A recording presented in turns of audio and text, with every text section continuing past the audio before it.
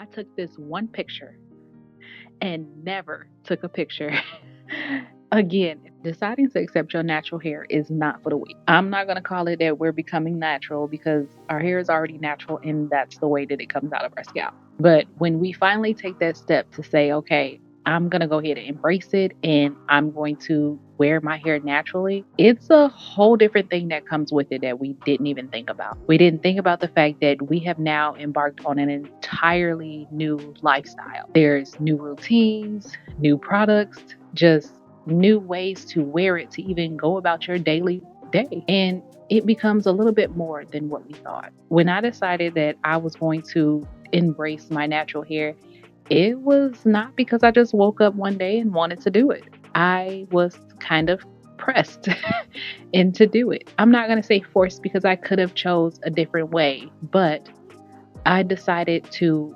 accept and go with my natural hair after my edges was ruined. I lost all of my hair about an inch back just from wearing a style and asking for it the wrong way. I asked the stylist to do my hair, and when she did my hair, she either did not know how to do what I asked her to do, or she did what she wanted to do. Either way, I ended up with no edges. I asked for a sew in and I wanted the edges to be flat so that way it laid smooth when I pulled it into a ponytail. And instead of her doing the flip method and folding at that time, and even just cutting and stitching, she glued every edge around my perimeter. So everything was gone. And I know you would think, like, oh, maybe I had an allergic reaction. Like, no. The next day I woke up and it was itching.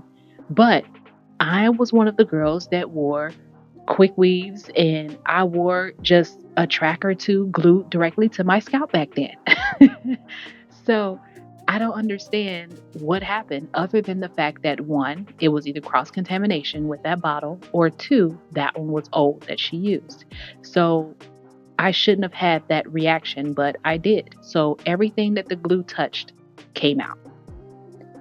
And I had to decide on how I was going to wear my hair, as well what I was going to do. Because at the time, I didn't want no one to see what was going on. I took this one picture and never took a picture again until my edges grew back in. To this day, I mentioned it, and my cousin was like, I wondered why you changed your hairstyles and you never wore anything out of your face anymore. That was why. What would you have done?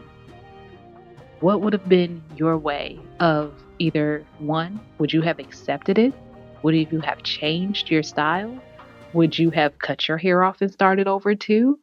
Have you experienced something similar to this? Let me know in the comments what happened to get you started on your natural hair journey. And I'm going to tell you in the next video what I chose to do with mine.